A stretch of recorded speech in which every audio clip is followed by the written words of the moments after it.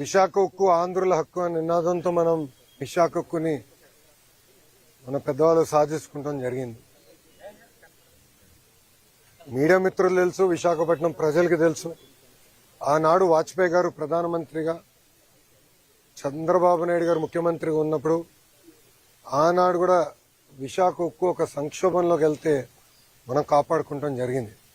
అదే పరిస్థితి మళ్ళీ వచ్చినప్పుడు కేంద్రంలో ఉన్న ప్రధానమంత్రి గారు, రాష్ట్రంలో గౌరవ ముఖ్యమంత్రి చంద్రబాబు నాయుడు గారు, అటుపక్కన కుమారస్వామి గారు, ఇటుపక్కన వర్మ గారు, నిర్మలా సీతారామన్ గారు అందరూ కలిసికట్టుగా కూర్చుని సుమారుగా 15,000 కోట్ల రూపాయలు ప్యాకేజ్ ఇచ్చి విశాఖ ఉక్కుని తిరిగి కాపాడుకుంటమే కాదు, తిరిగి ప్రొడక్షన్ ప్రారంభించడం జరిగింది. ఇలాంటి పరిస్థితుల్లో నిన్న జరిగిన సంఘటన చాలా చాలా బాధాకరం. ఒక పక్కన మేమందరం కూడా మళ్ళీ పూర్వ వైభవం వస్తుంది విశాఖ ఉక్కుకి, ఎందుకంటే టెక్నాలజీ చాలా మంచిది. ఆ టైంలో కట్టిన 4 ప్లాంట్లో కానీ ఒకసారి చూస్తే one of the best technology ఉన్న ప్లాంట్ ఇది. అలాంటి పరిస్థితుల్లో ఎందుకు ఇది జరిగిందనే బాధ అందరు కలిగింది. నిన్న కరెక్ట్గా 4 గంటల 10 నిమిషాలకి ఇన్సిడెంట్ జరిగిన వెంటనే కలెక్టర్ గారు, సిపి గారికి ఇక్కడ వస్తాం జరిగింది. దాని తర్వాత గౌరవ హోంమంత్రి గారు, ఎంపీ గారు, మా పల్లా శ్రీనివాస్ గారు ఆయన వస్తాం జరిగింది. నిన్న తెలుసుకున్న వెంటనే రాత్రే కుమారస్వామి గారు వచ్చి సుమారుగా పొద్దున్న 2 వరకు మొత్తం చూసి తిరిగి ఆయన వెళ్తాం జరిగింది. వర్మ గారు కూడా ఇక్కడికి వస్తాం జరిగింది. గన్నబాబు గారు వస్తాం జరిగింది. ఎందుకంటే మా అందరు ఎన్డీఏ పైన ఉన్న బాధ్యత కేవలం కుటుంబాలని ఆదుకుంటాం కాదు, కార్మికులకి అండగా నిలబడాలి, కార్మికులకు భరోసా ఇవ్వాలనేది మా అందరి ఉద్దేశం. ఇప్పుడు 8 మంది చనిపోతాం జరిగింది, 6 హాస్పిటల్లో ఉన్నారు. దాంట్లో నిన్న కుమారస్వామి గారు కూడా వచ్చి అదనంగా 25 లక్షల రూపాయలు ఎక్స్గ్రేషియా ఆయన ప్రకటించారు. ఎప్పుడు లేని విధంగా కాంట్రాక్ట్ అయినా, ఫుల్ టైం ఎంప్లాయీస్ అయినా, వాళ్ళ ఇంట్లో పిల్లలు చదువుకున్న పిల్లలుంటే వాళ్ళకి పర్మనెంట్ ఉద్యోగం ఇస్తామని ఆయన హామీ ఇచ్చారు. వాళ్ళు నివసించాలనుకుంటే ప్లాంట్లోనే ఇల్లు ఉండేదాన్ని కూడా ఆయన ఇస్తా అన్నారు.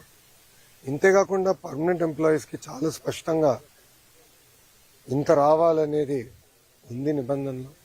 అది కూడా మేము రివ్యూ చేస్తున్నాం. దాంతోపాటు కాంట్రాక్ట్ ఎంప్లాయీస్ కూడా ఇంత ఇవ్వాలి, యాక్సిడెంట్ జరిగితే ఇంత ఇవ్వాలని చాలా స్పష్టంగా విశాఖ స్టీల్ ప్లాంట్ రూల్ బుక్లో ఉండడం జరిగింది. మీ ఇక్కడ వచ్చి కేవలం ఏదో చెక్ అందించి వెళ్ళేదానికి రాలేదు. ఆ కుటుంబాలకి శాశ్వతంగా అండగా నిలబడడానికి ఈరోజు ఎన్డీఏ ప్రభుత్వం అడిగేసింది. గతంలో ఎప్పుడు లేని విధంగా పర్మనెంట్ జాబ్ ఇస్తామని పెద్ద మనసుతో కుమారస్వామి గారు ఒక హామీ ఇచ్చారు. కేంద్రంలో ఉన్న సెక్రటరీ గారు ఇది ఎక్కడ లేదు కదా సార్ అంటే, అవసరమైతే నేను క్యాబినెట్ కూడా తీసుకెళ్తా, nothing to worry, I will get it done, నాది బాధ్యత. ఎందుకంటే ఆ కుటుంబాలకు మన అండగా నిలబడాల్సిన సమయం ఇదని ఆయన చెప్తాం జరిగింది. సో ఎక్కడ జరగలేదు. ఇప్పుడే గురువు గారు చెప్పినట్లు పిల్లలు కూడా చదువుకునే, ఎందుకంటే పాప ఒక కార్మికుడికి 3 నెలల బాబు ఉన్నాడు. 3 నెలల బాబు, అందరూ బాధ కలిగింది. ఒకరి దౌతే రేపు పుట్టినరోజు. సో వాళ్ళందరూ కూడా కుటుంబాలకు అండగా నిలబడాలి, బాధ్యత మా పైన ఉంది. సో నేను కుటుంబాలను కలిసినప్పుడు కూడా చెప్పాను, రూల్స్ ప్రకారం కొంతమందికి ఎక్కువ వస్తుంది, నాకు ఎలాంటి డౌట్ లేదు, ఎంత ఉన్నా అంత ఇవ్వాలి. ఆల్రెడీ సీఎండీ గారు స్పష్టంగా చెప్పారు. నిన్న కుమారస్వామి గారు ఇచ్చిన ఆదేశాల మేరకు ఈరోజు డేట్ మారే లోపల 25 లక్షల రూపాయలు ఫస్ట్ విడత కింద 8 మంది వాళ్ళ అకౌంట్లో డబ్బులు వేస్తడం జరుగుతుంది. ఇంతేకాదు దాని తర్వాత రావాల్సిన ఎక్స్గ్రేషియా, పిఎఫ్ అకౌంట్ నుంచి రావాల్సిన డబ్బులు, స్టీల్ ప్లాంట్ ఇవ్వాల్సిందంతా కూడా మేము మొత్తం క్యాలిక్యులేట్ చేసి ఆ కుటుంబాల అకౌంట్లో వేసే బాధ్యత ప్రభుత్వం తీసుకుంటుంది. అక్కడితో మేము ఆగం. మేము అందరూ వచ్చేటప్పుడు కారులో కూడా మాట్లాడుకున్నాం. వర్మ గారు నేను కూడా డిస్కస్ చేసాం. అంత్యక్రియలు అయిన తర్వాత, పెద్దకరమైన తర్వాత మళ్ళీ అమరావతిలో ఒకసారి కూర్చుందాం కుటుంబాలతో, ఇంకెలా చేద్దాం, ఏం చేస్తే బాగుంటుంది. వాళ్ళు కేవలం సొంత కాళ్ళపై నిలబడతాం కాదు, ఆ పిల్లల్ని చూసుకోవాల్సిన బాధ్యత ఎన్డీఏ ప్రభుత్వం పైన ఉంది. గతంలో ఎట్లయితే విశాఖ ఉక్కుని కలిసికట్టుగా ఎన్డీఏ కాపాడిందో అదేవిధంగా కార్మికులకి మేము అండగా నిలబడతాం. ఆ కుటుంబాలకి మేము అండగా నిలబడతాం. ఇంతేకాదు నిన్న కుమారస్వామి గారు ఒక ఆదేశాలు కూడా జారీ చేశారు. 3 సీనియర్ మెంబర్స్తో కమిటీ వేసి వాళ్ళు ఇప్పుడు సుమారుగా 4-5 వాళ్ళు వస్తున్నారు. కమిటీ మొత్తం రివ్యూ చేస్తారు, డేటా అంతా చూసుకుంటారు. ఆ టైంలో 2nd, 3rd, 4th ఎక్కడైతే యాక్సిడెంట్ జరిగిందో అక్కడ ఉన్న కార్మికులతో కలుస్తారు. వాళ్ళది కూడా ఏం జరిగింది ఏంటని తెలుసుకుంటారు. ఇది కింద నుంచి కారింది కాదు, ఏంటిదో లాగితే సరే ఫినిష్డ్ ప్రోడక్ట్ బయటకు వచ్చింది కాదు, పైనుంచి పొంగుతాం కూడా కాదు, కక్కింది. పొంగినది వేరే రకంగా అనుకోవచ్చు, కానీ కక్కింది. ఎందుకు జరిగింది, ఎక్కడ జరిగింది, ఎందుకు ఇక్కడ జరిగింది, దీని వెనకాల ఏంటి, మొత్తం మనం క్షుణ్ణంగా పరిశీలించాల్సిన బాధ్యత అటు స్టీల్ ఇండస్ట్రీ పైన ఉంది, రాష్ట్ర ప్రభుత్వం పైన ఉంది. తప్పనిసరిగా నివేదిక వచ్చిన తర్వాత ఏం చర్యలు తీసుకోవాలో ప్రభుత్వం తీసుకుంటుంది. కానీ ఈరోజు యాక్సిడెంట్లో దెబ్బలు తగిలిన కార్మికుడిని హాస్పిటల్లో కలిశారు. ఆయన పేరు శ్రీనివాస్. ఆయన కలుస్తుంటే ఆయన ఒక మాట అన్నాడు, అయ్యా మాకు దెబ్బలు తగిలినాయి, మీరు వచ్చారు పెద్ద మనసుతో మాకు అండగా నిలబడతాన్నారు, కానీ విశాఖ ఉక్కుని మీరు కాపాడండి. మీరు ఉక్కుతో అండగా ఉండండి, ఈ ఫ్యాక్టరీతో అండగా ఉండండి, ఉక్కు ఫ్యాక్టరీతో అండగా ఉండండి.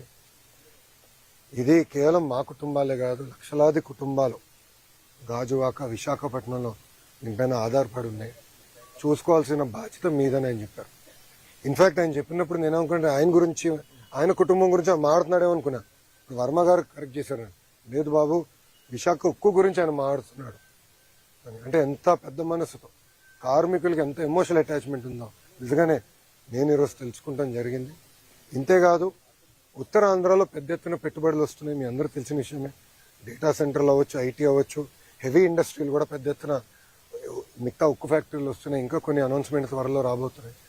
ఇవన్నీ వచ్చినప్పుడు స్కిల్ డెవలప్మెంట్ అనేది చాలా చాలా అవసరం. ప్రధానమంత్రి గారు కూడా చాలా స్పష్టంగా ఐటీఐస్కి సుమారుగా 60,000 కోట్ల రూపాయలతో స్కిల్ డెవలప్మెంట్కి ప్రత్యేక శ్రద్ధ పెట్టారు, ప్యాకేజ్ ఇచ్చారు. దాంట్లో భాగంగా ఫస్ట్ ప్రాజెక్ట్ మన పాయకరావుపేట అనిత గారి నియోజకవర్గంలో అటు ఆసిలర్ మిత్తలు, ఎందుకంటే వాళ్ళు కూడా ప్రైవేట్ సెక్టర్ కూడా కొంచెం డబ్బులు పెట్టండి, వాళ్ళు ముందరికి వచ్చి మేము పెడతామని చెప్పి పెద్ద ఎత్తున ట్రైనింగ్ కూడా చేయాల్సిన అవసరం ఉంది. అటు ఫార్మా అవ్వచ్చు, స్టీల్ అవ్వచ్చు, మిగతా మ్యానుఫ్యాక్చరింగ్ సెక్టర్స్ అవ్వచ్చు, ట్రైనింగ్ అనేది చాలా చాలా అవసరం. దాంట్లో ఎలాంటి సందేహం లేదు. ఒక విద్యాశాఖ మార్చులుగా నా పైన బాధ్యత ఉంది, ఎందుకంటే స్కిల్ డెవలప్మెంట్ నా కింద ఉంది. ట్రైనింగ్, రీట్రైనింగ్, నిరంతరం ట్రైనింగ్ చేయాల్సిన బాధ్యత మా పైన ఉంది. అది కూడా ప్రభుత్వం చాలా సీరియస్గా తీసుకుంటుందని ప్రజలందరూ కూడా తెలియజేస్తూ